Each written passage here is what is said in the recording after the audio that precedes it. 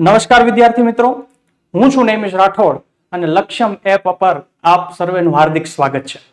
આજ આપણે basic maths government એક્ઝામની તૈયાર કરતા સર્વે વિદ્યાર્થી મિત્રો માટે સરળ અને સાવ એકડે એકથી મેથ્સ ભણવા જઈ રહ્યા છીએ. તો શરૂઆત કરીએ આજના લેક્ચરની સંખ્યા પદ્ધતિ દ્વારા. તો સંખ્યા પદ્ધતિ ગણિત ભણવા માટે જો કોઈ વસ્તુ કે એવું કહી શકાય કે બેઝિક વસ્તુ કઈ, તો એમ કહી શકાય કે અંક વગર ગણિત ન બની શકે અથવા કંઈ પણ ન કરી શકાય. તો સંખ્યા પદ્ધતિ એટલે સંખ્યાની જરૂરિયાત પહેલી છે. તો આપણે સંખ્યા પદ્ધતિમાં ઘણી વાતો કરવાની છે આજે. તો શરૂઆત કરીએ સાવ બેઝિકથી કે સ્થાન કિંમત અને વાસ્તવિક કિંમત. સ્થાન કિંમત અને વાસ્તવિક કિંમત. તો કોઈ પણ સંખ્યાની સ્થાન કિંમત એટલે શું અને વાસ્તવિક કિંમત એટલે શું? તો આપણે જો સ્થાન કિંમત વિશે સમજીએ, સ્થાન કિંમત એટલે કે કોઈ પણ સંખ્યાને આપણે જે લખીએ કે એકમ નો અંક, દશક, હજાર, તો એ સંખ્યાને એ સ્થાન કિંમત કહેવાશે. એકમ, દશક, હજાર આપણે આવું બધું જે લખીએ છીએ કે કોઈ પણ સંખ્યા આપણે લખીએ, ફોર એક્ઝામ્પલ 5315, તો આ સંખ્યામાં 5 છે એ એકમના સ્થાન પર છે, તો એની સ્થાન કિંમત થશે 5. પરંતુ 1 છે એ દશકના સ્થાન પર છે, તો એની કિંમત થશે 10. આની કિંમત થશે 10. જો 3 છે એની કિંમત થશે 300 અને 5 છે એની કિંમત થશે 5000. એ એની સ્થાન કિંમત, કેમ કે કયા સ્થાન પર છે તેના પર આધાર રાખે છે. આગળ વધીએ. બીજી કિંમત છે વાસ્તવિક કિંમત. તો આ જ સંખ્યામાં જો જોઈએ તો 5, એ 5 ની વાસ્તવિક કિંમત તો 5 જ રહેવાની છે. 3 1 છે તો 1 ની વાસ્તવિક કિંમત તો 1 જ રહેવાની છે. એટલે જો વાસ્તવિક કિંમત આપણે સમજીએ, વાસ્તવિક કિંમત તો એ તો 0 થી લઈ અને 9 સુધી એટલા જ અંકો આપણી પાસે છે, તેની વાસ્તવિક કિંમત તો એટલી જ રહેવાની છે. પણ એ કયા સ્થાન ઉપર છે તેનાથી તેની સ્થાન કિંમત નક્કી થાય છે. તો એક એક્ઝામ્પલ જોઈએ કે 2,35,654 આ આપેલ રકમમાંથી 3 ની સ્થાન કિંમત તથા 6 ની સ્થાન કિંમતનો તફાવત શોધો. આવો એક્ઝામ્પલ છે. તો જોઈએ તો પેલા શું કીધું આપણને? 3 ની સ્થાન કિંમત. 3 ની સ્થાન કિંમત તો જોઈએ 2,35,654 માં તો કેટલી થશે? 30,000. બરાબર છે. અને પછી કીધું છે કે 6 ની સ્થાન કિંમત, તો આ આપણો અંક જે 6 છે એ 6 ની સ્થાન કિંમત આપણે જોઈએ તો એ થાય છે 600. બરાબર છે. હવે આ બંનેનું શું કરવાનો છે? તફાવત લેવાનો છે. તફાવત. તો હાલો તફાવત લઈએ. તો આપણે બધાને ખબર છે કે 30,000 માંથી 600 જાય તો શું વધશે? 29,400. તો આ આવી ગયો જવાબ. તો વાસ્તવિક કિંમત અને સ્થાન કિંમત. વાસ્તવિક કિંમતને આપણે બીજા શબ્દોમાં અસલ કિંમત પણ કહેશું. અસલ કિંમત. દાર્શનિક કિંમત પણ કહેવાય છે. દાર્શનિક કિંમત. દાર્શનિક કિંમત. તો આવા ઘણા નામ છે. અસલ કિંમત, દાર્શનિક કિંમત. તો આ થયો એક એક્ઝામ્પલ સ્થાન કિંમત, વાસ્તવિક કિંમત વિશે. હજી એક એક્ઝામ્પલ છે 5,34,329. આપેલ રકમમાં બંને 3 ની સ્થાન કિંમત નો સરવાળો શોધો તથા એમાં આગળ 4 ની સ્થાન કિંમત અને 2 ની વાસ્તવિક કિંમત વચ્ચેનો ગુણાકાર શોધો. હવે પહેલો આપણે એક્ઝામ્પલ સમજીએ. શું રકમ છે? 5,34,329. હવે આમાં આપણે બંને 3 ની સ્થાન કિંમતનો સરવાળો કરવાનો છે. તો 1 3 અહીંયા છે, આપણે જોઈએ 1 3 છે એ અહીંયા છે,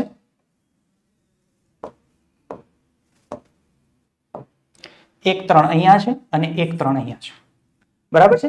તો આ 3 ની જો સ્થાન કિંમત લઈએ તો એ થશે 30,000. બરાબર છે. અને આ 3 ની સ્થાન કિંમત થશે 300. હવે આ બંનેનો સરવાળો આપણે કરીએ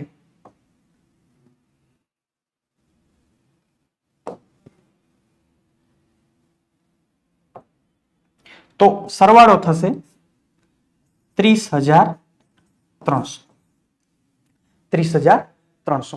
હવે બીજો જે એક્ઝામ્પલ છે એમાં એમ કીધું છે 4 ની સ્થાન કિંમત અને 2 ની વાસ્તવિક કિંમત વચ્ચેનો ગુણાકાર. જો હવે અહીંયા થોડું ધ્યાન રાખવા જેવું છે. 4 ની સ્થાન કિંમત, તો આ જ રકમમાં 5,34,000 5,34,329. આમાં 4 ની સ્થાન કિંમત, તો 4 ની સ્થાન કિંમત છે 4,000 અને 2 ની વાસ્તવિક કિંમત, કોઈ પણ સંખ્યામાં તેની વાસ્તવિક કિંમત એ જ સંખ્યા હોય તો એનો ગુણાકાર જો આપણે કરીએ તો કેટલો થશે? 4,000 ગુણ્યા 2 એટલે 8,000. એનો ગુણાકાર કરવાનો છે. તો આવી રીતે સ્થાન કિંમત અને વાસ્તવિક કિંમતમાં એક્ઝામ્પલ્સ આપણે ઇઝીલી સોલ્વ કરી શકીએ છીએ. આગળ વધીએ. હવે નેક્સ્ટ છે સંખ્યાના પ્રકાર. તો આપણે જોઈએ કે સંખ્યાના પ્રકારો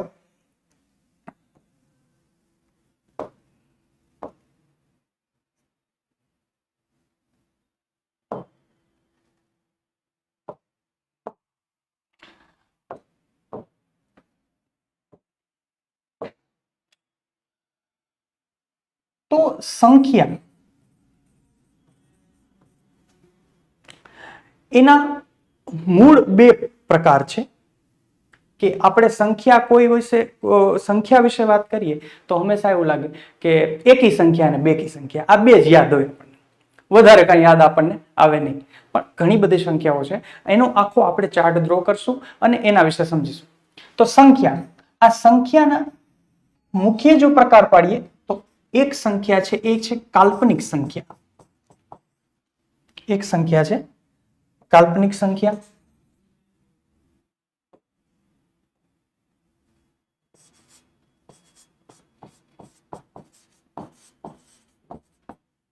જેને કોમ્પ્લેક્સ નંબર એટલે સી વડે દર્શાવવામાં આવે, કાલ્પનિક સંખ્યા. અને બીજી છે વાસ્તવિક સંખ્યા, રિયલ નંબર્સ, જેને આર વડે દર્શાવવામાં આવે છે. વાસ્તવિક સંખ્યાઓ ડિનોટેડ બાય આર. ડન. હવે વાસ્તવિક સંખ્યાઓને જો પાછા એમના પાર્ટ વિચારીએ તો એના પણ 2 પાર્ટ પડે છે. એક છે સમય સંખ્યાઓ એટલે કે રેશનલ નંબર્સ, જેને ક્યુ વડે દર્શાવવામાં આવે, અને બીજી છે અસમય સંખ્યાઓ.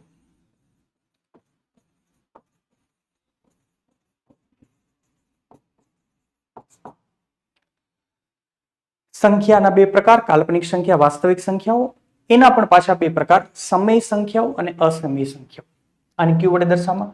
સમય સંખ્યાના જો 2 પાર્ટ પાડીએ તો ફરીથી એનો એક પાર્ટ છે એ છે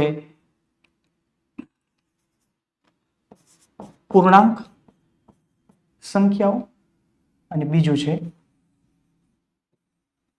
અપૂર્ણાંક સંખ્યાઓ. પૂર્ણાંક અને અપૂર્ણાંક સંખ્યાઓ.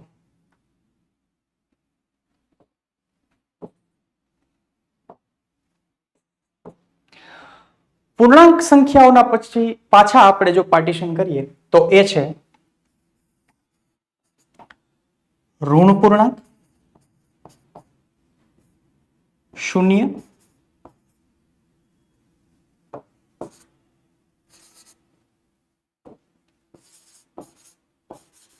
અને ધન પૂર્ણાંક. ઋણ પૂર્ણાંક, શૂન્ય અને ધન પૂર્ણાંક. ધન પૂર્ણાંક જે છે, ધન પૂર્ણાંક, એને જો પાર્ટીશન કરીએ, આ બંનેને આપણે જો ભેગું જોડી દઈએ તો એ બને છે પૂર્ણ સંખ્યા. પૂર્ણ સંખ્યાને W વડે ડિનોટ કરવામાં આવે છે અને પૂર્ણાંકને Z વડે. આ ગ્રીક વર્ડ છે ઝેહલેન, એના ઉપરથી આ પૂર્ણાંક સંખ્યાને ઝેહલેન પરથી Z કહેવામાં આવે છે. ત્યારબાદ પૂર્ણ સંખ્યાના જો પાર્ટીશન કરીએ તો એમાં એક સંખ્યા મળે છે જેનું નામ છે પ્રાકૃતિક સંખ્યાઓ. પ્રાકૃતિક સંખ્યા, જેને n વડે દર્શાવવામાં આવે, n વડે દર્શાવવામાં આવે છે. અને પ્રાકૃતિક સંખ્યામાંથી બીજી 4 સંખ્યાઓ આપણને મળે છે કે જેનું નામ છે એકી સંખ્યા, બેકી સંખ્યા, વિભાજ્ય સંખ્યા અને ચોથી અવિભાજ્ય સંખ્યા.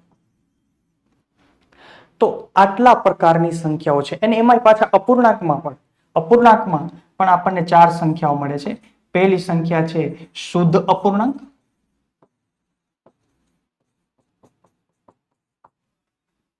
બીજું છે અશુદ્ધ અપૂર્ણાંક અને ત્રીજું છે મિશ્ર અપૂર્ણાંક. અને ત્યારબાદ એમાં આપણે દશાંશ અપૂર્ણાંક પણ જોઈશું. દશાંશ અપૂર્ણાંક. તો આટલા કુલ સંખ્યાના પ્રકારો છે કે સંખ્યા બે પાર્ટમાં ડિવાઈડ થાય છે, કાલ્પનિક સંખ્યાઓ અને વાસ્તવિક સંખ્યાઓ. એમાં સમય સંખ્યા, અસમય સંખ્યાઓ વાસ્તવિક સંખ્યામાં, ત્યારબાદ પૂર્ણાંક અને અપૂર્ણાંક. પૂર્ણાંકમાં આપણે ઋણ, ધન અને શૂન્ય, ત્યારબાદ ધન પૂર્ણાંક અને શૂન્યને જો એક સાથે કરી દઈએ તો એ બને છે પૂર્ણ સંખ્યા. પૂર્ણમાં જ પ્રાકૃતિક સંખ્યા છે અને એમાં એકી, બેકી, વિભાજ્ય અને અવિભાજ્ય સંખ્યા છે. એકીના બીજા નામ જોવા હોય તો એ છે અયુગ્મ સંખ્યા અથવા તો વિષમ સંખ્યા પણ એને કહેવાય. બેકીના બીજા નામ જોઈએ તો યુગ્મ સંખ્યા અથવા એને સમ સંખ્યા પણ કહી શકાય. તો આટલા પાર્ટ છે સંખ્યાના. આપણે જો હાયરાર્કી જોવી હોય તો અહીંયા વાસ્તવિક સંખ્યાને r વડે દર્શાવવામાં આવે છે, સમય સંખ્યાને q વડે, પૂર્ણાંક સંખ્યાને z વડે, પૂર્ણ સંખ્યાને w વડે અને પ્રાકૃતિક સંખ્યાને n વડે દર્શાવવામાં આવે છે. જો હવે એવો પ્રશ્ન પૂછાય કે કઈ સંખ્યા ફોર એક્ઝામ્પલ વાસ્તવિક સંખ્યા એ સમય સંખ્યા છે કે નહીં, સમય સંખ્યા એ વાસ્તવિક સંખ્યા છે કે નહીં, તો એમાં આપણે આ યાદ રાખશું કે n એ સબસેટ છે w. ઇટ મીન્સ કે પ્રાકૃતિક સંખ્યા એ પૂર્ણ સંખ્યામાં આવી ગઈ. w એ સબસેટ એટલે કે ઉપગણ છે પૂર્ણાંક સંખ્યાનો. પૂર્ણાંક સંખ્યા બધી કેમાં આવી જાય કે સમય સંખ્યામાં, અને સમય સંખ્યા એ બધી રિયલ નંબર્સ એટલે કે વાસ્તવિક સંખ્યામાં આવી જાય છે. એટલે આ ખાસ આપણે યાદ રાખીશું. ક્યારેક આનો ઓર્ડર પણ પૂછી શકે પરીક્ષામાં કે આમાં સાચો ઓર્ડર કયો છે, તો આ આવશે NWZQR. સમજવા આ આખો તમે ચાર્ટ સમજશો એટલે એના ઉપરથી આ સમજી શકાશે. ઠીક છે, હવે આગળ વધીએ. નેક્સ્ટ છે એકી સંખ્યા અથવા અયુગ્મ સંખ્યા અથવા વિષમ સંખ્યા. આપણે એક એક સંખ્યાઓ આપણે એક પછી એક જોતા જશું.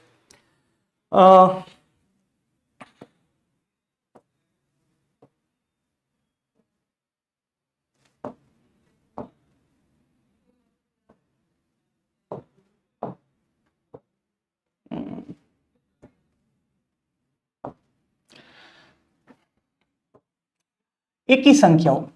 તો એકી સંખ્યા આપણે જોઈએ તો એને એવું લખી શકાય કે જે સંખ્યા બે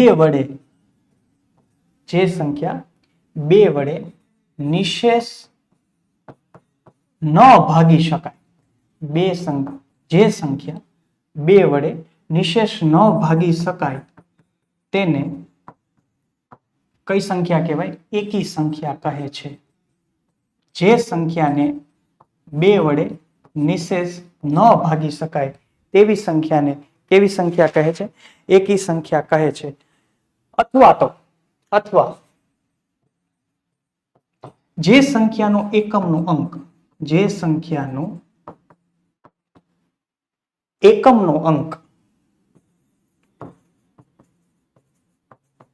એકમનો અંક 1, 3, 5, 7 કે 9 હોય તે સંખ્યાને કઈ સંખ્યા કહેવાય? એકી સંખ્યા કહે છે. એવી જ રીતે બેકી સંખ્યા કે જે સંખ્યાને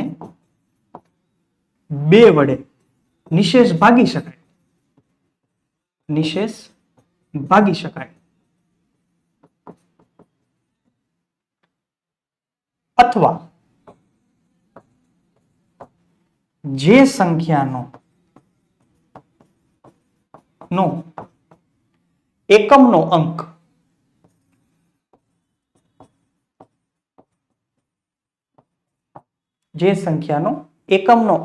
કયો હોય?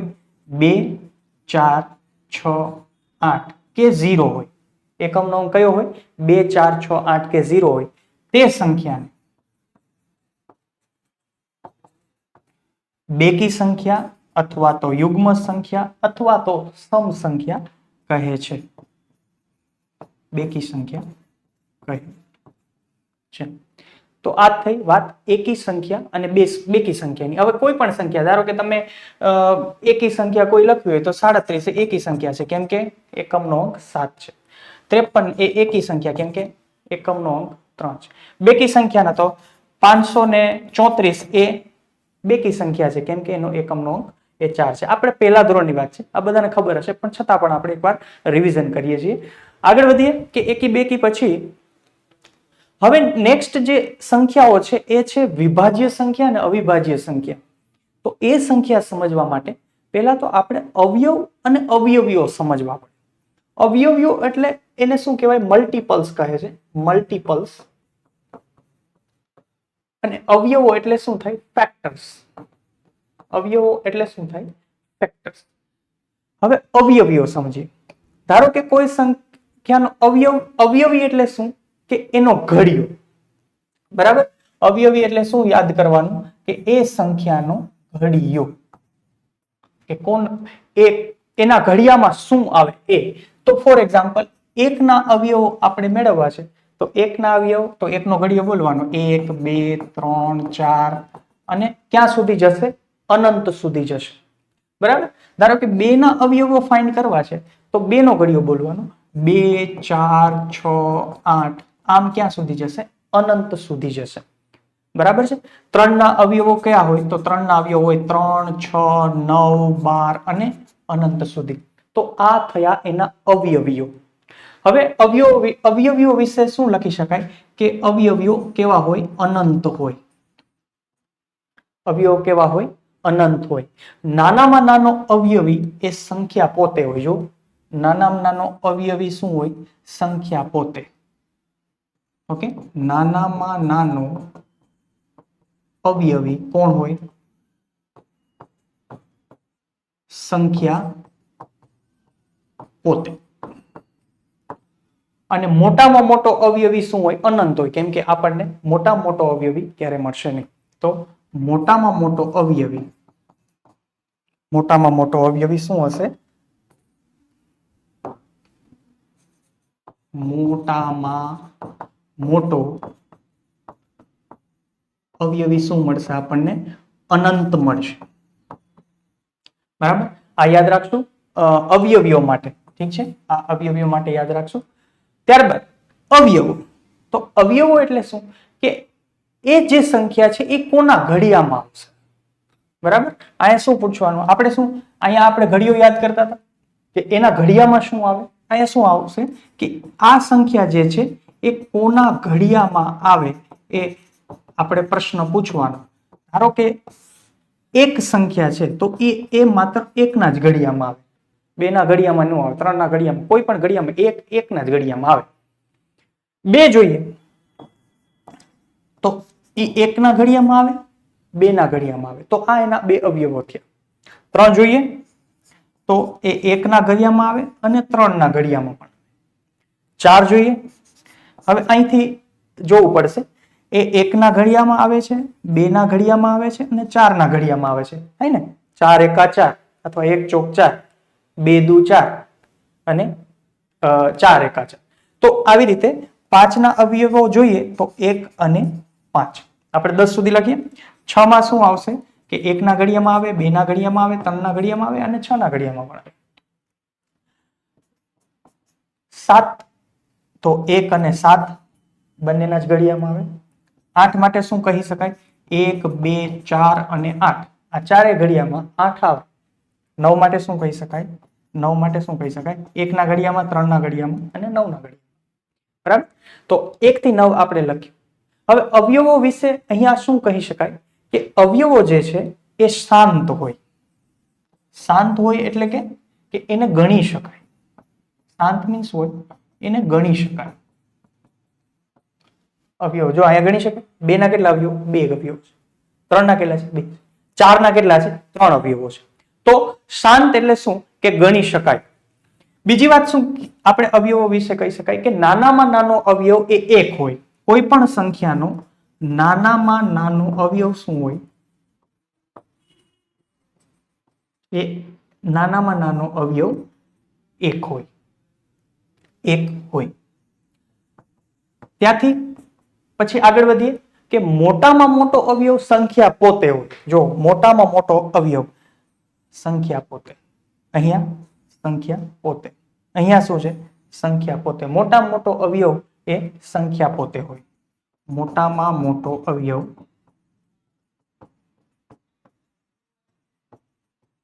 શું હોવાનું? સંખ્યા પોતે. મોટામાં મોટો અવયવ સંખ્યા પોતે. તો આ સમજાયું કે અવયવીઓ એટલે શું થાય અને અવયવો એટલે શું થાય. અવયવીઓ એટલે એ સંખ્યાનો ઘડિયો આપણે યાદ કરવાનો છે. અવયવો એટલે એ સંખ્યા કોના ઘડિયામાં આવે એ આપણે યાદ કરવાનું છે. અવયવો અનંત હોય. નાનામાં નાનો અવયવી એ સંખ્યા પોતે હોય. મોટામાં મોટો અવયવી એ અનંત હોય. અવયવો માટે શું કહી શકાય કે ગણી શકાય. અહીંયા ગણી નતા શકાતા. તો અવયવો ગણી શકાય. નાનામાં નાનો અવયવ એક હોય અને મોટા મોટો અવયવ સંખ્યા પોતે હોય. તો અવયવ અને અવયવો સમજીએ પછી આપણને અવિભાજ્ય સંખ્યા અને વિભાજ્ય સંખ્યા સમજી શકાશે. ઠીક છે, તો આટલું રાખીએ આમાં અવયવીઓ અને અવયવોમાં. ત્યારબાદ વિભાજ્ય સંખ્યા અને અવિભાજ્ય સંખ્યા. તો જો વિભાજ્ય સંખ્યા એટલે કેવી સંખ્યા કે જે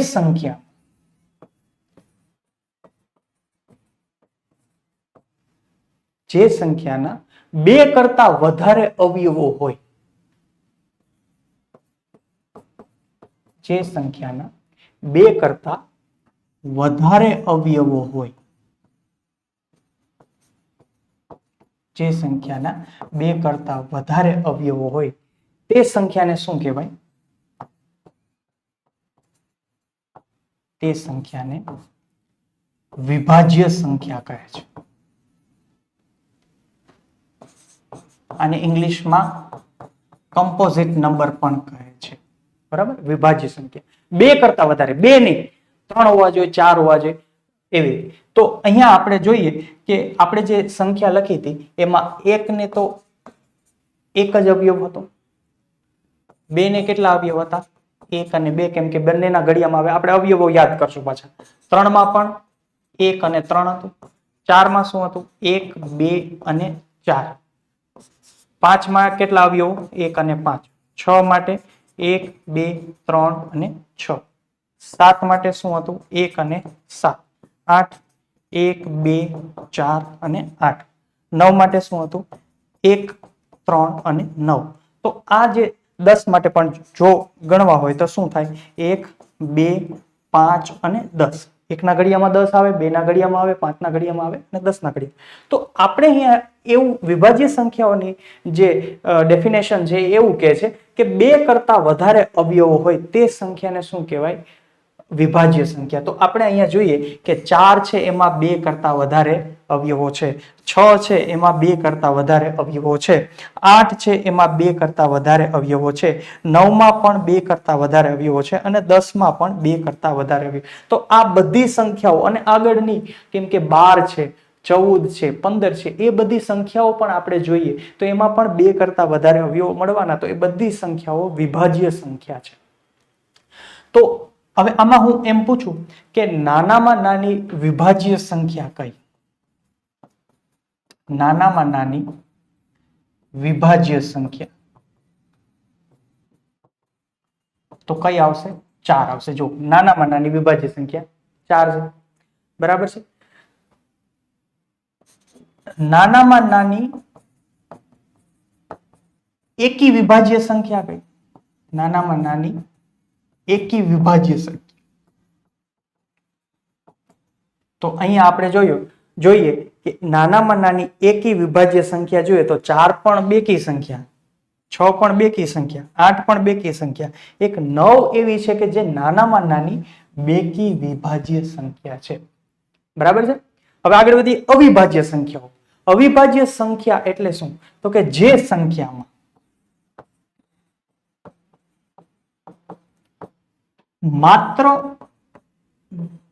બે જ અવયવ મળે. કેટલા? માત્ર બે જ અવયવ મળે. માત્ર બે જ અવયવ મળે. કયા બે? એક અને સંખ્યા પોતે. એક અને સંખ્યા પોતે. તો આવી સંખ્યાને કઈ સંખ્યા કહેવાય? અવિભાજ્ય સંખ્યા કહે છે. સંખ્યા પોતે. તો આવી સંખ્યાને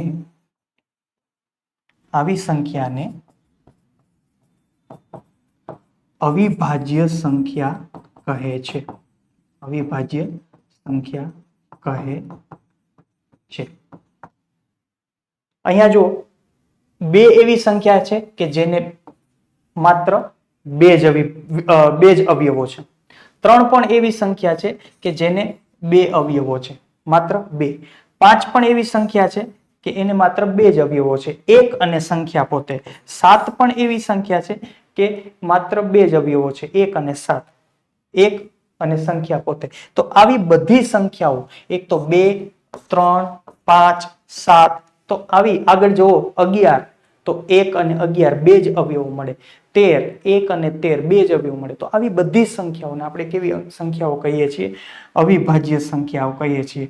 કઈ કઈ? તો કે 2, 3, 5, 7, 11, 13. આમ ઘણી બધી સંખ્યાઓ આપણને મળશે. તો એ બધી સંખ્યાઓને આપણે કેવી સંખ્યાઓ કહીએ છીએ? અવિભાજ્ય સંખ્યાઓ કહીએ છીએ. તો એમાં આપણે એવું લખી શકીએ કે નાનામાં નાની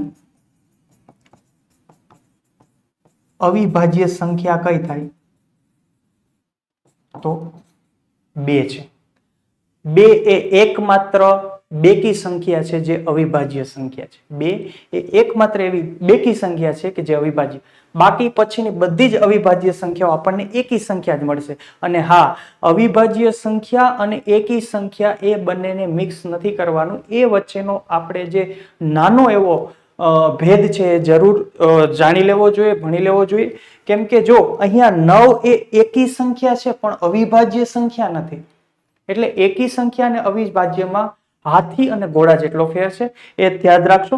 9 એ એકી સંખ્યા છે પણ એના અવયવો કેટલા છે? 2 થી વધારે, એટલે એ અવિભાજ્ય સંખ્યા નથી. એટલે એ ખાસ યાદ રાખીશું. તો નાનામાં નાની અવિભાજ્ય સંખ્યા એ કઈ છે? 2 છે. નાનામાં નાની એકી અવિભાજ્ય સંખ્યા કહી શકાય. કઈ કહી શકાય? નાનામાં નાની એકી અવિભાજ્ય સંખ્યા. નાનામાં નાની એકી અવિભાજ્ય સંખ્યા કઈ છે? 3 છે. જો નાનામાં નાની એકી કઈ થાય? 3 અવિભાજ્ય. બરાબર છે. તો હવે અવિભાજ્ય સંખ્યા વિશે એક વસ્તુ આપણે નોટ કરી લઈએ. 1 થી 25 વચ્ચે, 1 થી ક્યાં સુધી? 1 થી 25 વચ્ચે કેટલી અવિભાજ્ય સંખ્યાઓ આવશે? તો 1 થી 25 વચ્ચે 9 અવિભાજ્ય સંખ્યાઓ આવે છે. 1 થી 25 વચ્ચે 9 અવિભાજ્ય સંખ્યાઓ આવે. 1 થી 50 વચ્ચે 15 અવિભાજ્ય સંખ્યાઓ આવે. 1 થી 50 વચ્ચે 15 અવિભાજ્ય સંખ્યાઓ આવે. 1 થી 25 વચ્ચે આપણે જો ગણીએ, 1 થી 25 વચ્ચે, તો અહીંયા જ આપણે લખીએ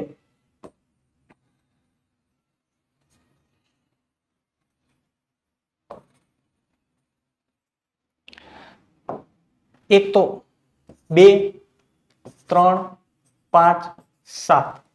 બરાબર? 2, 3, 5 અને 7. પછી 9 ન કહી શકાય કેમ કે એ તો અવિભાજ્ય સંખ્યા નથી, એકી સંખ્યા છે. ત્યારબાદ 2, 3, 5, 7, 11, 13, 15 ને 17, 19. બરાબર છે? 23. 21 ન કહી શકાય કેમ કે 7 તેરી 21 થાય. 2 કરતા વધારે આવી મળે. 23. તો 1 થી 25 વચ્ચે 1, 2, 3, 4, 5, 6, 7, 8 અને 9 સંખ્યાઓ આપણને એકી અવિભાજ્ય મળે છે. બરાબર? એવી જ રીતે 1 થી 50 વચ્ચે 15 અવિભાજ્ય સંખ્યાઓ મળે. 1 થી 50 વચ્ચે 15 અવિભાજ્ય. 1 થી 100 વચ્ચે કેટલી? 25 અવિભાજ્ય સંખ્યાઓ મળે. 1 થી 100 વચ્ચે.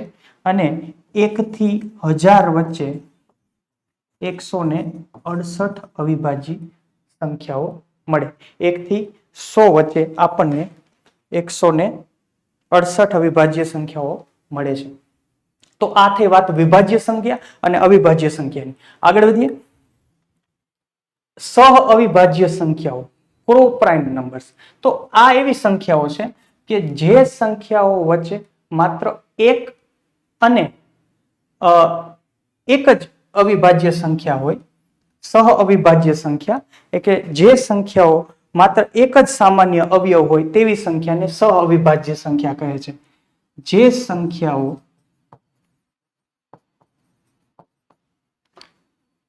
વચ્ચે માત્ર એક જ સામાન્ય અવયવ હોય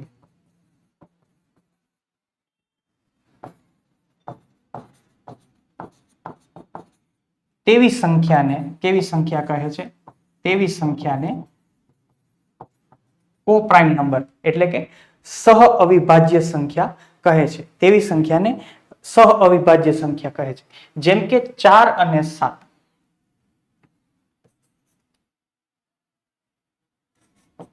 હવે અહીંયા એવું થશે કે 4 એ તો વિભાજ્ય સંખ્યા છે, પણ આપણે અહીંયા સહ અવિભાજ્ય સંખ્યાઓ હંમેશા પેરમાં હશે. તો 4 અને 7. હવે 4 અને 7 બંનેના જો આપણે અવયવો જોઈએ, 4 અને 7 ના અવયવો જોઈએ તો 4 ના અવયવો કેટલા છે? તો કે 1, 2 અને 4. 7 ના અવયવો કેટલા? 1 અને 7. તો અહીંયા આપણને એક જ સામાન્ય અવયવ મળે છે. અહીંયા આપણને એક જ સામાન્ય અવયવ મળે છે. તો આ બંને સંખ્યાઓ કેવી થઈ? સહ અવિભાજ્ય સંખ્યા થઈ. આ બંને સંખ્યાઓ કેવી થઈ? સહ અવિભાજ્ય સંખ્યા થઈ. એ પછી જોડવા અવિભાજ્ય સંખ્યા. અહીંયા જોડવા નામ આવે એટલે આપણને તરત જ આપણે ફિલ્મ તરફ દોરાઈ જઈએ, પણ એ જોડવાની વાત નથી થતી. અહીંયા સંખ્યાઓ જોડવા હોઈ શકે, બરાબર? સંખ્યાઓ પણ જોડવા હોઈ શકે. તો ટ્વિન પ્રાઇમ નંબર્સ કે જે સંખ્યાઓ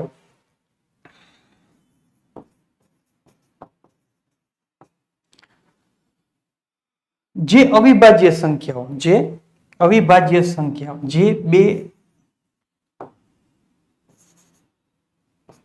જો બે અવિભાજ્ય સંખ્યા વચ્ચેનો તફાવત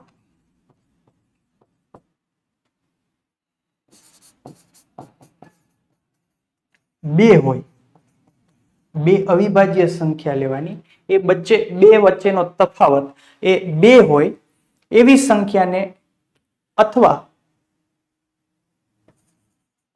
કેવું કહી શકાય કે બે સંખ્યાઓ વચ્ચે, બે અવિભાજ્ય સંખ્યાઓ વચ્ચે, બે અવિભાજ્ય સંખ્યાઓ વચ્ચે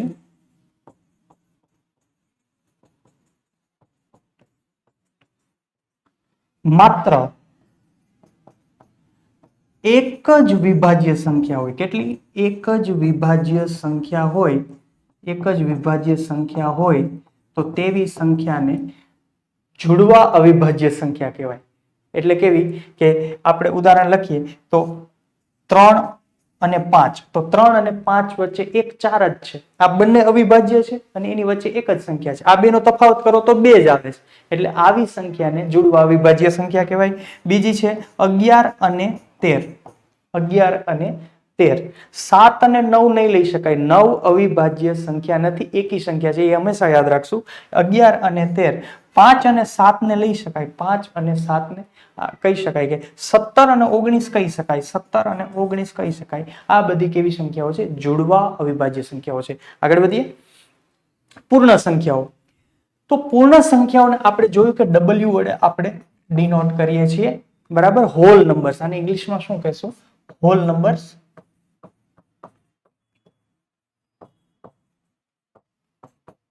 જે સંખ્યાને ગાણિતિક રીતે ઉપયોગમાં ન લઈ શકાય, જે સંખ્યાને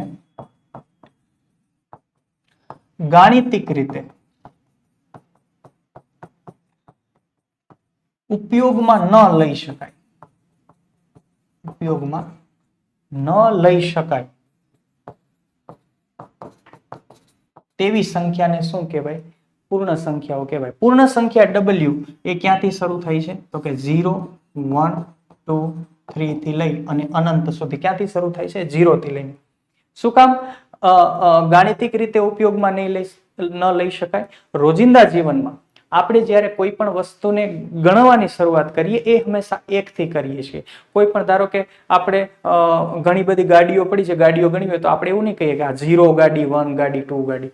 બરાબર? ઘણી બધી બોલપેન પડી છે તો બોલપેન એવી રીતે નથી ગણતા કે આ 0 પેન. 0 થી શરૂઆત નથી કરતા. એટલા માટે ગાણિતિક રીતે ઓકે રોજિંદા જીવનમાં આપણે એને ઉપયોગમાં નથી લેતા. એટલા માટે પૂર્ણ સંખ્યાઓ 0. બરાબર છે? પરંતુ પ્રાકૃતિક સંખ્યાઓ n જેને આપણે નેચરલ નંબર કહીએ છીએ, નેચરલ નંબર્સ, તો આવી સંખ્યાને આપણે શું કહેશું કે જે સંખ્યા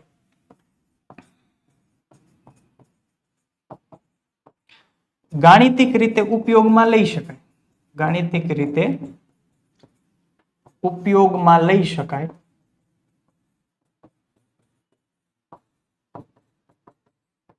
તેવી સંખ્યાઓને પ્રાકૃતિક સંખ્યાઓ કહીએ છીએ. જેમ કે n એ નેચરલ નંબર્સ ક્યાંથી શરૂ થશે? 1, 2, 3, 4 અને અનંત સુધી. અને ક્યાં સુધી જશે? એ અનંત સુધી જશે. ઠીક છે? તો આ થઈ વાત પૂર્ણ સંખ્યાઓ, હોલ નંબર્સ અને પ્રાકૃતિક સંખ્યાઓ, નેચરલ નંબર્સ માટે. પછી કે પૂર્ણાંક સંખ્યાઓ. હવે પૂર્ણાંક સંખ્યાઓ સમજવા માટે આપણે બધાને સંખ્યા રેખા ખબર છે. સંખ્યા રેખા આપણે બધા જાણીએ છીએ કે જેના આપણે સેન્ટરમાં શું હોવાનું? તો કે 0, જેના વચ્ચે એ 0 હોય છે. સંખ્યા રેખાની જમણી બાજુ એ બધાને ખબર છે કે આપણી કઈ પૂર્ણાંક સંખ્યા હોય છે? ધન પૂર્ણાંક સંખ્યા હોય છે. કઈ સંખ્યાઓ હોય છે? ધન પૂર્ણાંક સંખ્યા હોય છે. અને આ સાઈડ એ કઈ સંખ્યા હોય છે? ઋણ પૂર્ણાંક સંખ્યાઓ હોય છે. તો પૂર્ણાંક સંખ્યાઓમાં પણ ધન પૂર્ણાંક અને ઋણ પૂર્ણાંક સંખ્યા હોય છે. આ બાજુ આપણે બધા 1, 2, 3 એવું લખીએ છીએ. આ બાજુ આપણે -1, -2, -3 એવું લખીએ છીએ. અને આ સંખ્યા રેખા એ અનંત સુધી જતી હોય છે. બરાબર છે? તો 0 ધન પૂર્ણાંક અને ઋણ પૂર્ણાંક સંખ્યાઓ. તો આ થઈ પૂર્ણાંક સંખ્યાઓની વાત. આમાં પણ આપણે વિરોધી અને વ્યસ્ત પૂર્ણાંક સંખ્યાઓ જોશું. વિરોધી અને વ્યસ્ત પૂર્ણાંક સંખ્યાઓ. તો વિરોધી પૂર્ણાંક સંખ્યાઓ, ધન પૂર્ણાંક અને ઋણ પૂર્ણાંકની વાત થઈ. એમાં ધન પૂર્ણાંકમાં વિરોધી પૂર્ણાંક સંખ્યાઓ આપણે જોઈએ કે જે બે સંખ્યાઓનો સરવાળો, જે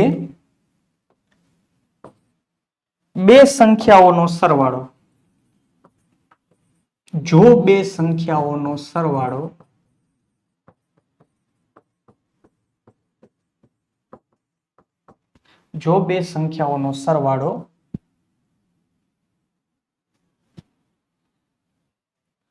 સંખ્યાઓનો સરવાળો શૂન્ય થાય એટલે કે 0 થાય તો તે બંને સંખ્યાને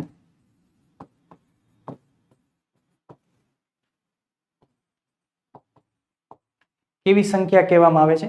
તો તે સંખ્યાને વિરોધી સંખ્યા કહેવામાં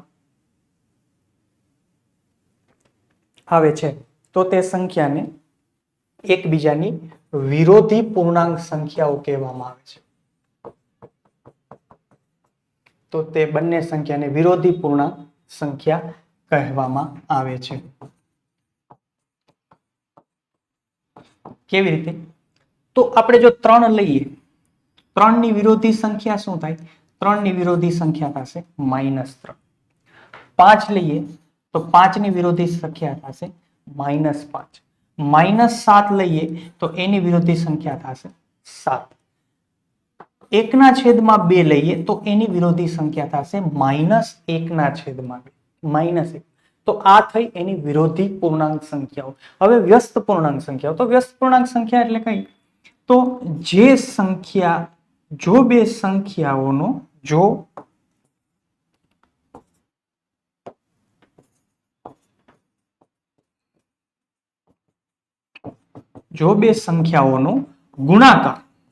ગુણાકાર 1 થાય, જો બે સંખ્યાઓનો ગુણાકાર 1 થાય તો તે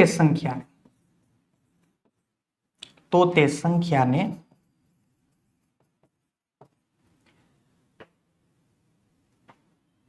તે સંખ્યાઓને એકબીજાની વ્યસ્ત સંખ્યા કહે છે. તો તે સંખ્યાઓને એકબીજાની વ્યસ્ત સંખ્યા કહે છે. કઈ સંખ્યા કહે છે? વ્યસ્ત સંખ્યા કહે છે.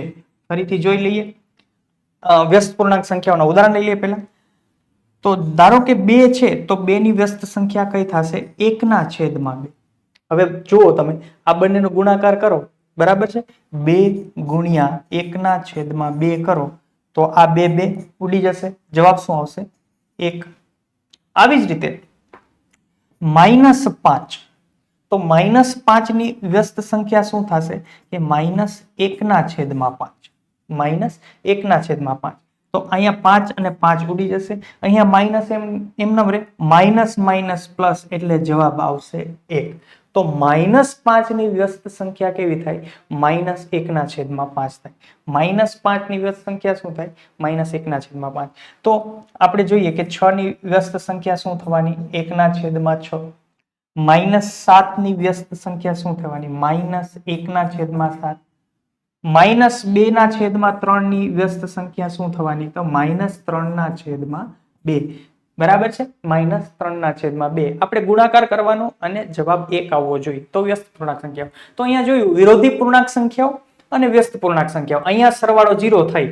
-7 + 7 કરો એટલે 0 થાય છે. 1/2 અને -1/2 આપણે સરવાળો કરીએ આમ આવી રીતે બંનેનો તો પણ જવાબ શું આવવાનો? 0 આવવાનો છે. તો એ થઈ વિરોધી પૂર્ણાંક સંખ્યાઓ અને વ્યસ્ત પૂર્ણાંક સંખ્યાઓ. એના ઉપરના આપણે દાખલા જોઈએ. વિરોધી પૂર્ણાંક સંખ્યાઓ અને વ્યસ્ત પૂર્ણાંક સંખ્યાઓ. આના પરના દાખલા જોઈએ. -3 ના વિરોધીની વ્યસ્ત પૂર્ણાંક સંખ્યા શોધો.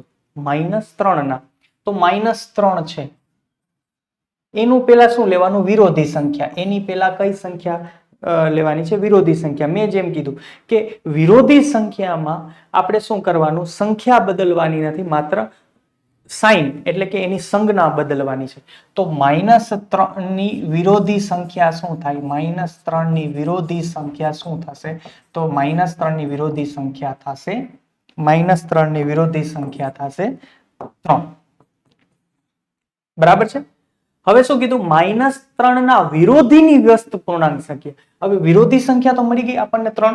હવે એની વ્યસ્ત પૂર્ણાંક સંખ્યા શું થશે? તો કે 3 ની વ્યસ્ત પૂર્ણાંક સંખ્યા શું થશે? 3 ની વ્યસ્ત પૂર્ણાંક સંખ્યા થશે શું થશે? 1/3. 1/3. સમજાય છે? -3 ની વિરોધી સંખ્યા કઈ થઈ? 3. અને 3 ની પાછી વ્યસ્ત પૂર્ણાંક સંખ્યા આપણને કઈ મળે છે? 1/3. આ જવાબ આવી ગયો.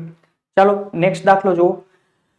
-1/5 -1/5 ના વિરોધીના વ્યસ્ત પૂર્ણાંકમાં શું કરવાનું? -1/5 ના વિરોધીના વ્યસ્ત પૂર્ણાંકમાં 4 ઉમેરવાના. 4 ઉમેરી તેનું વર્ગમૂળ કેટલું થશે એ આપણે જોવાનું છે. એનું વર્ગમૂળ કેટલું થશે એ આપણે જોવાનું છે. તો જોઈએ પેલા સ્ટેપ બાય સ્ટેપ જઈએ. પેલા લખીએ -1/5 એના વિરોધીના વ્યસ્ત પૂર્ણાંકમાં. પેલા એની વિરોધી સંખ્યા મેળવી લઈએ. તો વિરોધી સંખ્યામાં શું કરીએ છીએ? માત્ર ને માત્ર આપણે એનું સાઇન ફેરવીએ છીએ. તો 1/5 ની વિરોધી સંખ્યા શું થશે? વિરોધી પૂર્ણાંક સંખ્યા. તો 1/5 ની વિરોધી પૂર્ણાંક સંખ્યા થશે માત્ર +1/5. બરાબર? +1/5. હવે 1/5 ની વ્યસ્ત સંખ્યા. 1/5 ની વ્યસ્ત પૂર્ણાંક સંખ્યા. 1/5 ની વ્યસ્ત પૂર્ણાંક સંખ્યા કેટલી થવાની છે? તો 1/5 ની વ્યસ્ત પૂર્ણાંક સંખ્યા થવાની છે 5. શું કામ? કેમ કે કોઈ પણ જો નંબર હોય 3 હોય તો એની પૂર્ણાંક સંખ્યા 1/3 થતી હોય તો ઉલટું પણ સાચું કે 1/3 ની વ્યસ્ત પૂર્ણાંક સંખ્યા શું થવાની છે? 3 થવાની છે. બંનેનો ગુણાકાર કરીએ તો પણ આપણને 1 જ મળવાનો છે. બરાબર? તો અહીંયા 1/5 ની વ્યસ્ત પૂર્ણાંક સંખ્યા શું મળી ગઈ? 5. બરાબર? હવે એમાં શું કરવાનું? એમાં 4 ઉમેરવાનું. તો ચલો ઉમેરીએ કે 5 5+4 તો કેટલા થવાના 9 અને 9 નું વર્ગમૂળ આપણે મેળવીએ તો 9 નું વર્ગમૂળ એટલે શું મળશે 3 તો આ આપણો જવાબ 9 નું વર્ગમૂળ શું મળે આપણને 3 અહીંયા લખીએ આપણે 9 નું વર્ગમૂળ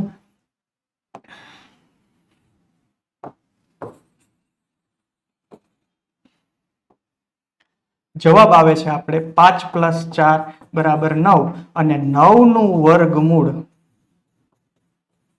તો આપણને શું મળે છે √9 એટલે 3 તો આ આપણો જવાબ આવી ગયો બરાબર છે શું કર્યું વિરોધીના વ્યસ્ત પૂર્ણાંકમાં 4 ઉમેરા એનું વર્ગમૂળ મેળવ્યું એનો આપણે જવાબ લઈએ તો આગળ વધીએ ત્યારબાદ છે સંખ્યાનું નિરપેક્ષ મૂલ્ય તમે આવું માનાંક સાંભળ્યું માનાંક આવા બે લીટા એની અંદર સંખ્યા હોય આને શું કહેવાય માનાંક એને ઇંગ્લિશમાં મોડ્યુલસ પણ કહે છે ઇંગ્લિશમાં શું કહેવાય મોડ્યુલસ કોઈ પણ સંખ્યા ધારો કે બે સંખ્યા છે 3 - 2 અને માનાંકમાં લખીએ તો જે સંખ્યાનું આપણે સાઇન અવગણીએ છીએ આપણે કોઈ પણ જે એની સંજ્ઞા છે એ ચિહ્નને આપણે જો અવગણીએ છીએ તો તે સંખ્યા એ નિરપેક્ષ મૂલ્ય કહેવાય છે તો 3 - 2 તો આનો જવાબ શું આવશે 1 બરાબર તો એના બરાબર 1 થશે પણ આવું હોય 2 - 3 તો આપણે રિયલમાં એનો જવાબ શું આવશે 2 માંથી 3 જાય તો -1 જવાબ આવશે પણ માનાંક છે એટલા માટે આપણે એની સાઇનને અવગણવાની છે સાઇનને કન્સિડર નથી કરવાની તો એનો જવાબ પણ 1 થશે બરાબર તો જે સંખ્યાના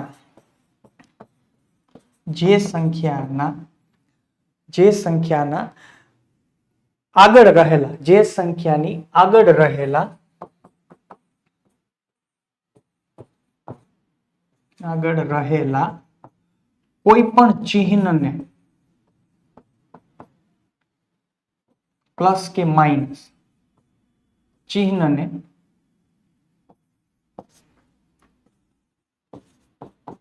અવગણવામાં આવે તો તેને તે સંખ્યાનું નિરપેક્ષ મૂલ્ય કહે છે શું કહેવાય નિરપેક્ષ મૂલ્ય કહે છે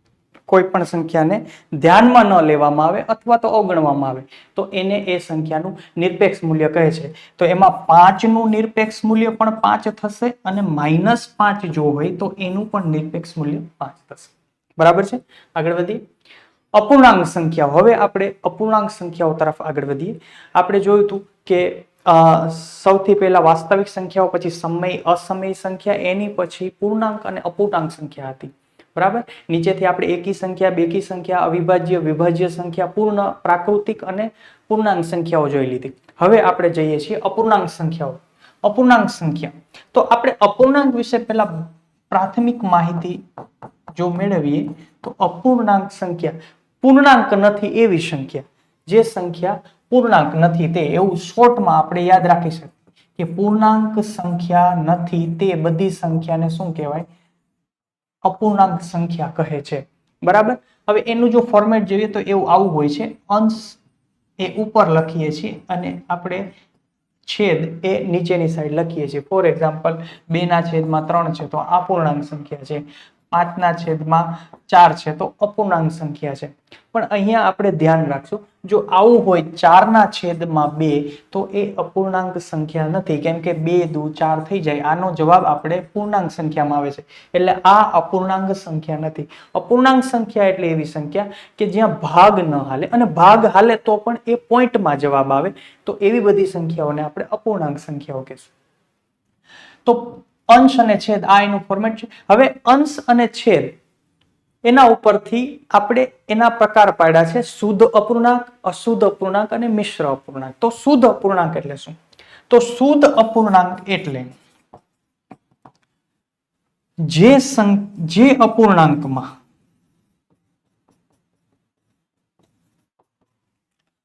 અંશ છેદ કરતા નાનું હોય શું હોય અંશ એ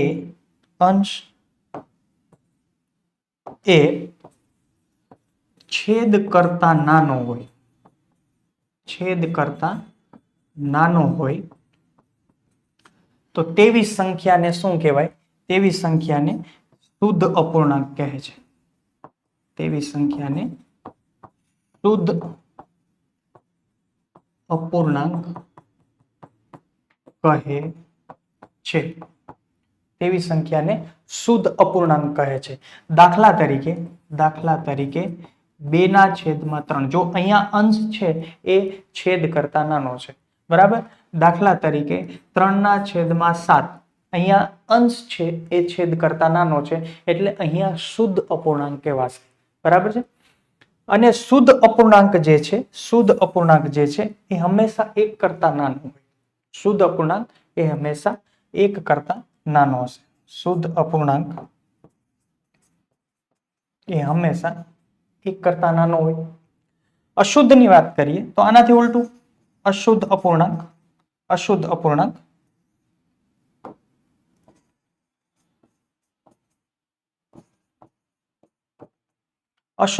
કે જે અપૂર્ણાંકમાં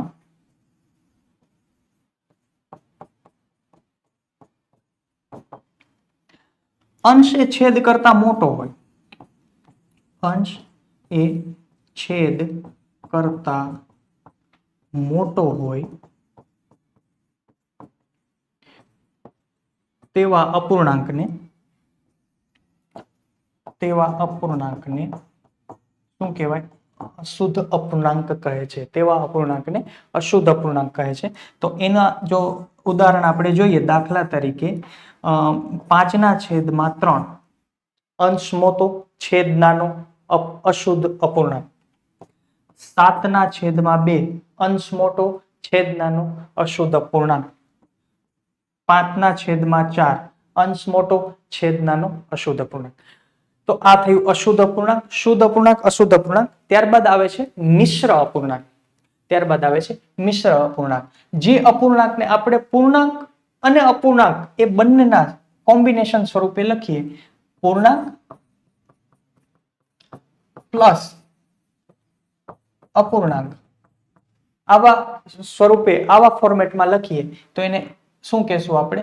મિશ્ર અપૂર્ણાંક. જેમ કે 2.1/3. તો આ છે મિશ્ર અપૂર્ણાંક. 3.1/4. આ છે મિશ્ર અપૂર્ણાંક. હવે એક વાત યાદ રાખવાની છે કે આ જે છે 2.1/3 એ એકચ્યુઅલમાં આવું જ છે 2 + 1/2. પણ એને આમ પણ આપણે લખીએ છીએ મિશ્ર અપૂર્ણાંક સ્વરૂપે. 3 + 1/4 ને આપણે આમ લખીએ છીએ 3.1/4. એટલે આપણે પૂર્ણાંક અને અપૂર્ણાંકનું એક સાથે લખીને આપણે એને મિશ્ર અપૂર્ણાંક બનાવીએ છીએ. મિશ્ર અપૂર્ણાંકમાંથી અશુદ્ધ અપૂર્ણાંકમાં ફેરવી શકાશે, અશુદ્ધમાંથી મિશ્ર અપૂર્ણાંકમાં ફેરવી શકાશે, પણ મિશ્રમાંથી શુદ્ધ અપૂર્ણાંકમાં આપણે ફેરવી શકતા નથી. કેવી રીતે ફેરવી શકાશે જોઈએ કે મિશ્ર અપૂર્ણાંકમાંથી જો આપણે અશુદ્ધમાં જવું હોય તો કેવી રીતે કે આ છે 2.1/3. 2.1/3 આ સંખ્યા છે. તો શું કરવાનું? આ બંનેનો શું કરવાનો? ગુણાકાર કરવાનો. તો 2 × 2 કેટલું થાય? 2 × 2 બરાબર 4 થશે. અને એમાં આ એડ કરવાનું +1 અને છેદનો છેદ જે 2 છે એ એમનેમ યથાવત જાળવી રાખો. તો આ શું થઈ ગયું? આપણું મિશ્ર અપૂર્ણાંકનું અશુદ્ધ અપૂર્ણાંકમાં રૂપાંતર થઈ ગયું. 2 × 2 એટલે શું થશે? 4 + 1/2. ભાગુ સબાનો નિયમ કે આપણે પેલા ગુણાકાર કરવો પડે પછી જ સરવાળો કરી શકાય. 4 + 1 એટલે 5/2. આ જવાબ આવ્યો. જો તમે અહીંયા 2.1/3 એટલે એને આપણે અઢી કહી શકીએ 2.5 અને 5/2 ભાગ પાડો તો પણ શું થવાનું છે? 2.5 થવાના છે. તો આ બંને સંખ્યાઓ એ સમાન છે. બે સંખ્યાઓ છે એ સમાન છે. વળી પ્રશ્ન થાય કે હવે 5/2 ને ફરી પાછું આપણે જો મિશ્ર અપૂર્ણાંકમાં ફેરવવું હોય તો ચાલો ભાગાકાર કરીએ. 5/2 છે તો એને આવું લખી શકાય. 5/2 ને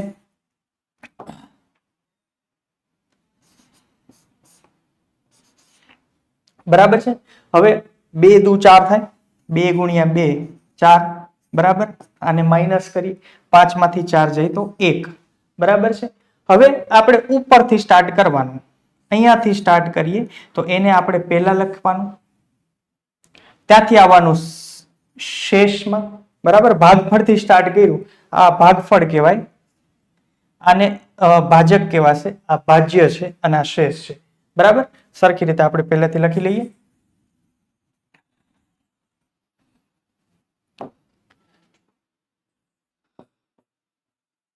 આ છે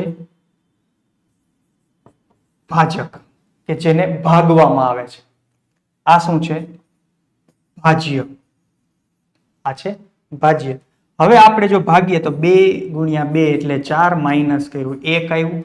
આને શું કહેવાય? આપણું ભાગફળ, આપણો જવાબ. અને કાંઈ જો નીચે વધે છે એને શું કહેવાય? શેષ, બરાબર. જે કાંઈ વધે છે એને શેષ કહેવાય. તો મેં શું કીધું?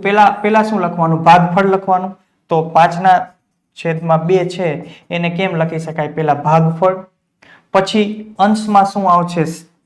શેષ, અને એના છેદમાં જે ભાજ્ય છે એ લખવાનું. આમ સર્કલ ફેરવવાનું, અહીંથી અહીંયા આવવાનું અને ત્યાંથી અહીંયા જવાનું. આવી રીતે ભાગફળથી પછી શેષ અને શેષ પછી ભાજ્ય લખો એટલે આ બરાબર આપણને શું મળ્યું? આપણો મિશ્ર અપૂર્ણાંક. અશુદ્ધમાંથી આપણે મિશ્ર અપૂર્ણાંકમાં ફેરવું. પહેલા શું કર્યું? મિશ્રમાંથી અશુદ્ધ કર્યું, અશુદ્ધમાંથી મિશ્ર. તો આગળ વધીએ. સમછેદી અપૂર્ણાંક અને વિષમછેદી અપૂર્ણાંક. આ જે અપૂર્ણાંકના જે 3 ટાઈપ હતા, શુદ્ધ, અશુદ્ધ અને મિશ્ર, એમાં અમુક અપૂર્ણાંકો સમછેદી હોય, અમુક. આ જે કમ્પેરિઝન આપણે જ્યારે કરીએ ત્યારે ખબર પડે કે સમછેદી કયા અપૂર્ણાંક છે અને વિષમછેદી કયા અપૂર્ણાંક છે. ફોર એક્ઝામ્પલ, 2/7, અથવા પેલા વ્યાખ્યા લખી લઈએ કે સમછેદી. સમછેદી હવે ટૂંકમાં લખશું કે જે અપૂર્ણાંકના છેદ સરખા હોય, જે અપૂર્ણાંકોના છેદ સરખા હોય તેવી સંખ્યાઓને શું કહેવાય? સમછેદી અપૂર્ણાંક. For example, 2/7, 3/7, 5/7. તો આ ત્રણેય સંખ્યાઓ કેવી થઈ? સમછેદી સંખ્યા થઈ. 3/8, 5/8, 7/8. આ ત્રણેય સંખ્યાઓ કેવી થઈ? સમછેદી સંખ્યા થઈ. હવે આગળ વધીએ તો વિષમછેદી સંખ્યાઓ. વિષમછેદી સંખ્યાઓ તો જે સંખ્યા, જે અપૂર્ણાંકોના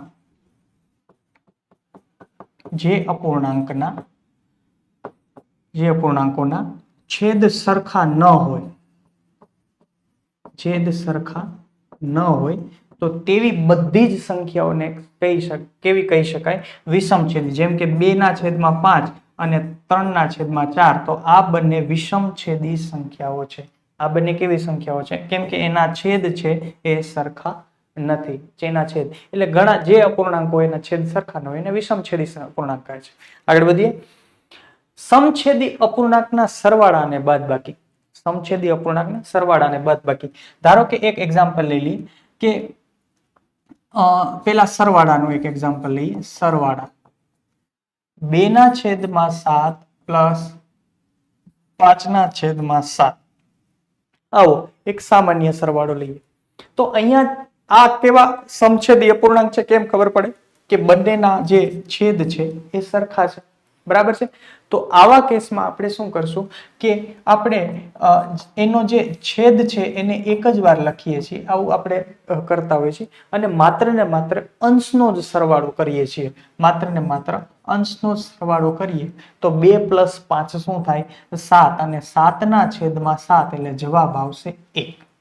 સમછેદી અપૂર્ણાંકમાં છેદ એમનેમ રાખવાનો છે અને અંશ માત્ર ને માત્ર અંશના સરવાળા કરવાના છે એટલે બંનેનો સરવાળો થશે 7 અને 7/7 એટલે 1 થાય. હજી એક દાખલો જોઈએ.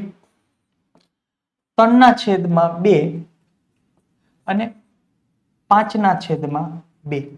3/2 અને 5 બંને સમછેદી, અને સમછેદી હોય તો શું કરવાનું? છેદ એમનેમ રાખવાનો. અંશનો શું થશે? સરવાળો.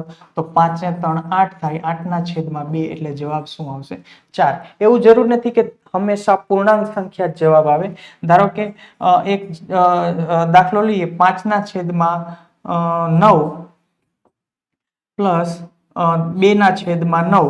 તો અહીંયા આપણે 9 એમનેમ રહેશે. ઉપર 5 ને 2 કેટલા થશે? 7/9. હવે અહીંયા કોઈ ભાગ ઉડતો નથી, તો અપૂર્ણાંક સંખ્યાઓ પણ જવાબમાં આવી શકે છે.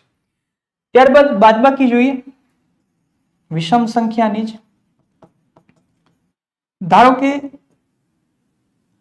3/2 -1/2 બરાબર છે. તો અહીંયા પૂર્ણાંક સંખ્યા આવશે.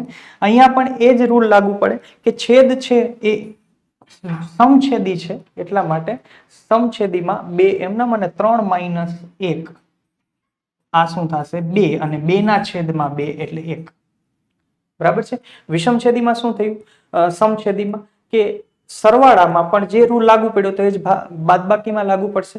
જે છેદ છે એ સરખો છે એટલે એમનો અંશની જ બાદબાકી કરવાની બરાબર છે. 5/5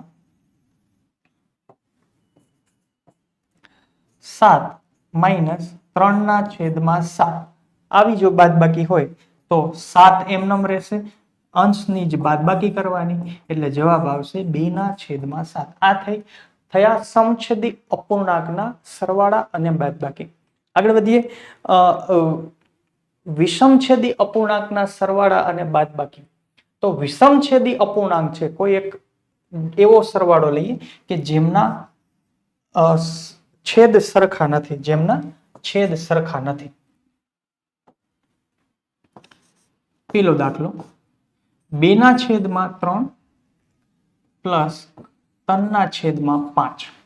2/3 + 3/5.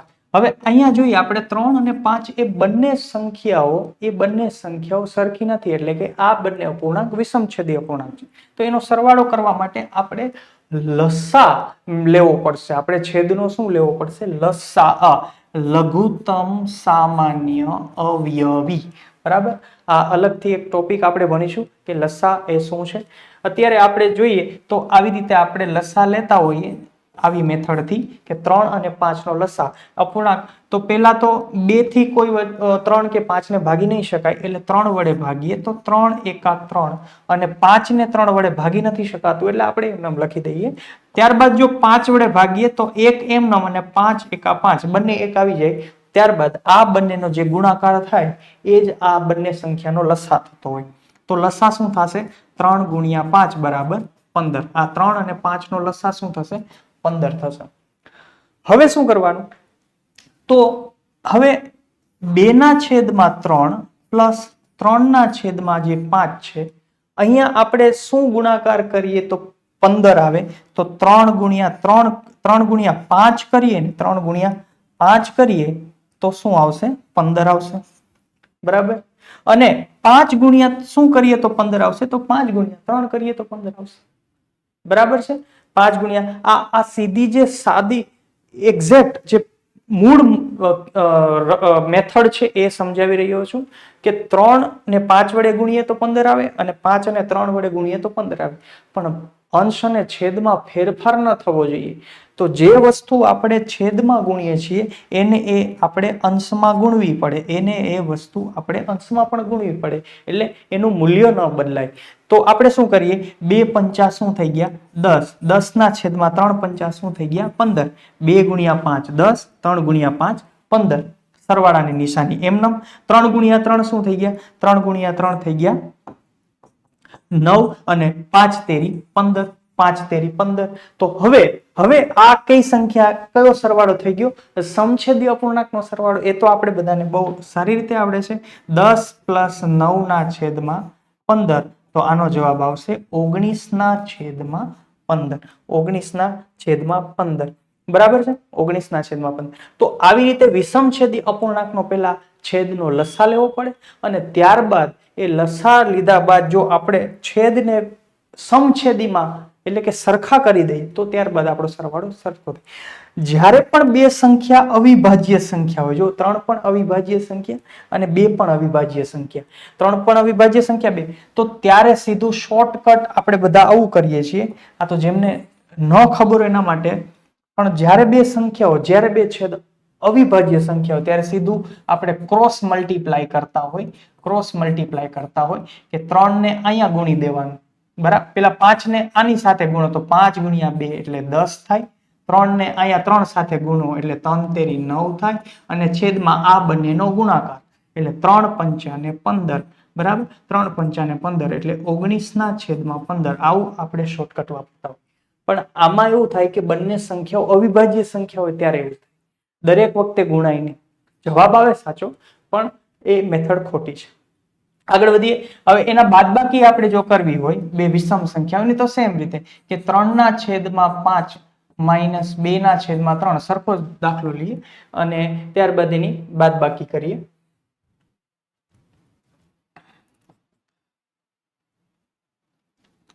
શોર્ટકટ થી સીધું વાપરીએ. 3 તેરી 9 અને 5 દુ 10 થશે. આ બંનેનો ગુણાકાર જો કરીએ છીએ તો 5 તેરી અને 15 થશે અને જો 9 માંથી 10 બાદ કરીએ તો -1 જવાબ આવશે. તો -1/15 આવો આપણને જવાબ મળે છે વિષમછેદી અપૂર્ણાંકની બાદબાકીનું. આગળ વધીએ તો આ હતા વિષમછેદી અપૂર્ણાંકના સરવાળા અને બાદબાકી. માત્ર આ લસા ઉપર આપણે ખાસ ધ્યાન આપવાનું છે. અહીંયા 3 અને 5 એ બંને અવિભાજ્ય સંખ્યાઓ હતી એટલે મેં ડાયરેક્ટલી ગુણાકાર કરેલો છે. બાકી આપણે લસા મેળવીને જ આપણે છેદ ગોતીશું. અપૂર્ણાંકોના ગુણાકાર અને ભાગાકાર. અપૂર્ણાંકના ગુણાકાર અને ભાગાકાર. અપૂર્ણાંક સંખ્યાઓના ગુણાકાર અને ભાગાકાર જોઈ લઈએ. હવે અપૂર્ણાંક એક દાખલો લઈએ.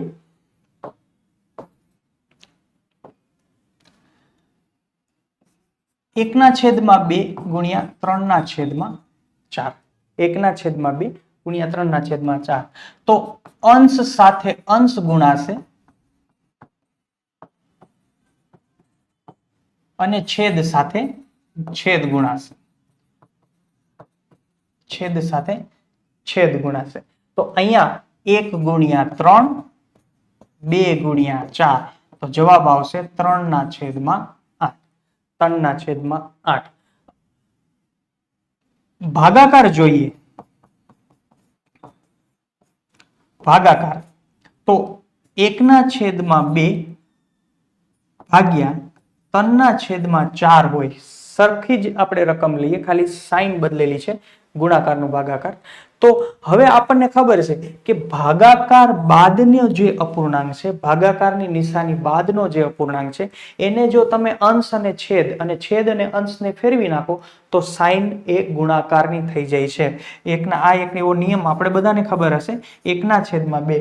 જો હું આનો છેદને અંશમાં જવા દઉં અને અંશને છેદમાં આવવા દઉં તો આ જે સાઈન ભાગાકારની છે એ ગુણાકારની થઈ જાય છે. તો ગુણ્યા 4/3. 4/3 થઈ જાય છે. આ યાદ રાખશું કે જો ભાગાકાર બાદનો અપૂર્ણાંકને અંશને છેદમાં જવા દઈએ અને છેદને અંશમાં આવવા દઈએ તો આ જે સાઈન છે એ ગુણાકારની થઈ જાય છે. પછી તો આપણને ગુણાકાર આવડે છે.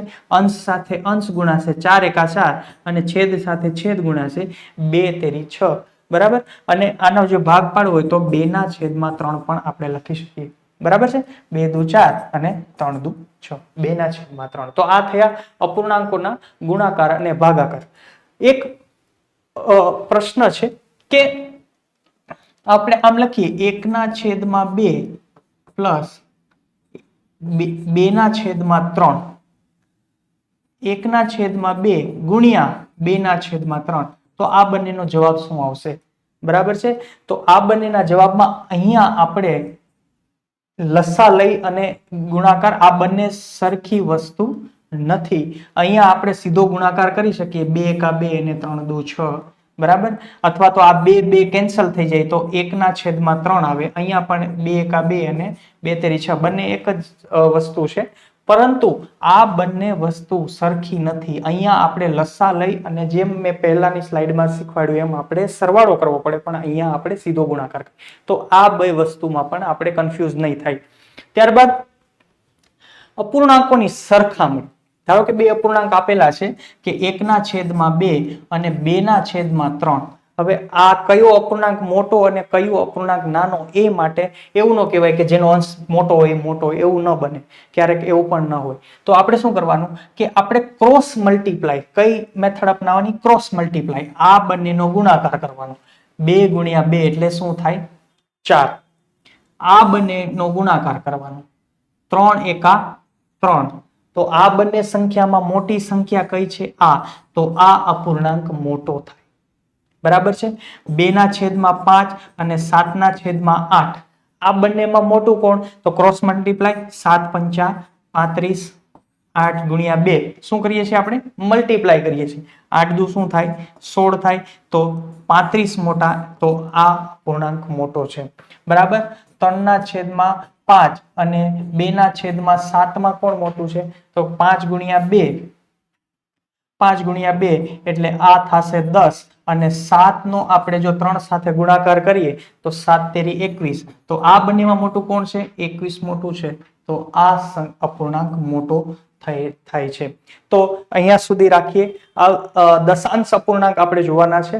તો એ આપણે આ બીજા અપૂર્ણાંકના બીજા સેશનમાં જોશું. ત્યાં સુધી મને રજા આપશો. આપ સર્વે જે પણ આપની તૈયારીઓ કરી રહ્યા છે, કોઈ પણ સ્પર્ધાત્મક પરીક્ષાની, બધાને ખૂબ ખૂબ અભિનંદન. નર્મદા શંકર લાભ શંકર દવેની એક મને પંક્તિ યાદ આવે છે કે સહુ ચાલો યાહોમ કરીને કૂદી પડો, ફતેહ છે આગે. તો હું છું નૈમિષ રાઠોડ ને આપની રજા લઈશ. અસ્તુ.